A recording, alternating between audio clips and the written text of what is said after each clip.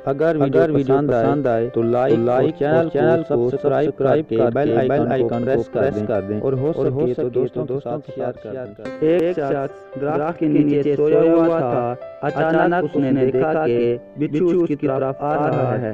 वो थोड़ा पीछे हट गया, लेकिन बिच्छू उसके पास से ऐसे गुजरा जैसे वो कोई काम जा रहा हो। उसने सोचा, अजीब बात है कि मुझे कुछ कह गया, ये आगे चल गया। उसने बिच्छू का पीछा करना शुरू कर दिया। चलते चलते आगे दरिया आ गया। बिच्छू किनारे के आगे ऐसे खड़ा हो गया जैसे किसी कश्ती का इंतजार कर रहा हो।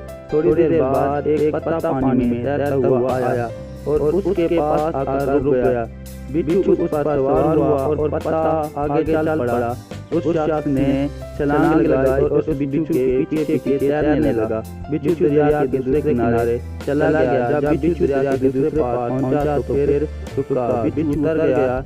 वो शख्स भी किनारे पर आ गया। बिच्छू चलता चलता दूर एक किले के पास एक आदमी के पास पहुंचा जो सोया हुआ था। उसके करीब जाकर रुक गया। दूसरी तरफ से सांप आ रहा था। जैसे ही सांप उस सोए हुए शख्स को डसने लगा, बिच्छू ने सांप को डस लिया। सांप मर गया। बिच्छू आगे चला गया। वो शख्स जो बिच्छू के पीछे पीछे यहाँ तक पहुंचा था, उस सोए हुए के पांव पड़ गया। वो जाग गया तो उसे कहने लगा कि आप तो बहुत बड़े बुजुर्ग हैं। उसने पूछा, क्यों, क्या हुआ?